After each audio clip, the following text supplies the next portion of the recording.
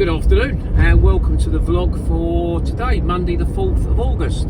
Hope everybody is well. We had a great weekend and are keeping yourselves busy today. I was going to talk about late payments, but I'm going to put that off till tomorrow. I've done 2 jobs today and there's been something that's popped up in both jobs which I sort of want to elaborate on, and I try to keep these videos under 10 minutes. So I'm going to go straight to today. Friday afternoon, travelling home early, if you remember. I was stuck in traffic on the A12 due to an accident, normal Friday afternoon. So I was able to look through the feed, and there was quite a few jobs coming up. They're all around the sort of 40-50 mile range of jobs. And I find sometimes they can be difficult to price. You know, if you're going to go £1 a mile, you're not going to do 50 miles really for £50. And I put prices on these ranging from sort of 60 to up to 80. And I didn't get any of them. I think I was probably just about £10 over on what people were quoting. However, a job did come up and it was perfect. It was for 7:30 this morning from Colchester going to Sudbury on the Essex-Suffolk borders. That job 13 miles for a long wheelbase, and I quoted £50. The job notes clearly must be collected at 7:30, must be delivered by 8:15, and that fits in perfectly with what I want to do. So when the details come through, it was a shipper I've never worked for before. Their feedback is exemplary and they were 30-day payments, so I was quite fine with that. The collection point was a builders merchants that I've picked up many times for quite a few different couriers, and I knew they opened at 7, so I did my normal, rolled up at 6:50. There were 3 tradesmen vans already in the car park, and their guys were already at the desk. I got a song quite quickly. Now, when the goods turned up at about 7:15, this is where the first dilemma. I'm sure you experienced couriers have had this, and if you're new to the business or you're thinking about the business, you might want to think about how you go around this. Now, the goods came out, it was metal stud work, about 15 pieces. I didn't know this, but when they arrived, they were 3.6 metres long. The internal measurements of my van is 3.574. So consequently, they're hanging out the back. Now, I'm pleased you can shoot me down for this, what I'm going to say, and I should have checked it really before, and I certainly will check it now. But I believe you're allowed to have up to 1 metre hanging out the back of your van.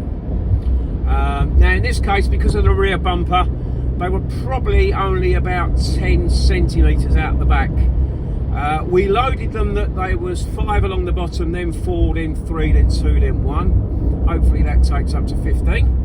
I was able to strap the load down internally. That was fine. I was happy with that. They weren't going to move left or right. The doors I used to secure with bungee ropes. There's a hook I can use on each door, and then I stretch the bungee rope down to the middle of the van to one of the D-rings, and that seems to do the job. I'm happy that that is safe. You can see the lights, you can see the number plate, and I went with that. I suppose I could have phoned the shipper up and said the load is too long, I'm not taking it, but I felt, having read the notes, and it needed to be there for 8:15, that was going to cause the shipper some headaches. And I really was quite happy the load was safe. So I went with it. I left the site at about 7:30 it was, 7:35. The road to Sudbury is a small country lane, and then there's an A road which is single lane all the way into Sudbury.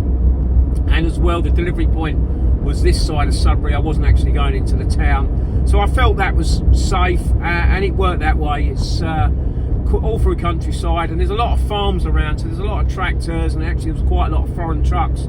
We've got a couple of big onion farms on the way. Foreign trucks are making their way there to get loaded. So it all worked out okay. I just wonder what you would have done though. Would you have phoned the shipper and said I'm not taking it, or would you have done what I did? You can let me know in the comments, or just, you know, store this for future. Got on site, rang the contact, no answer, went to answer phone. Again, I think that's quite normal when you get on site. I find people don't answer their phones if they don't recognise the number, and I accept that because I do exactly the same. If a number I don't recognise, I leave it because it's probably somebody trying to sell me something. But I had a really useful site foreman who showed me where I could probably leave the goods.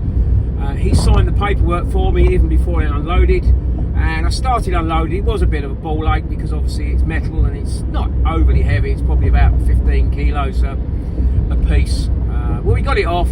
I was, well, just before the end, the guys actually turned up, so they took the last 2 or 3 bits off for me, and everybody was happy. So that's done. I was able to go and find some space just around the corner to park up. Now I'm looking for the next job. Sudbury's not a great area.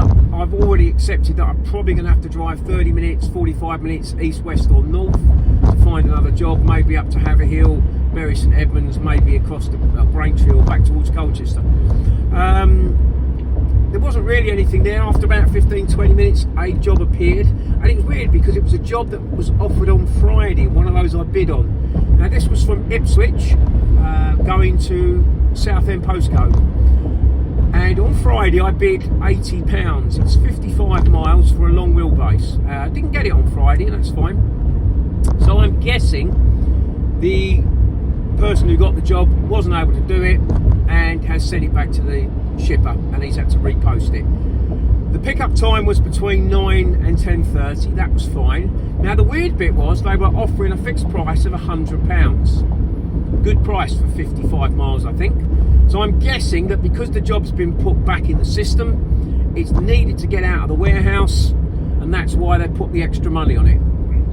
So I bid £100. I was 45 minutes away, and I got a call within 5-10 minutes and was given that job. So everything was fine. I made my way over.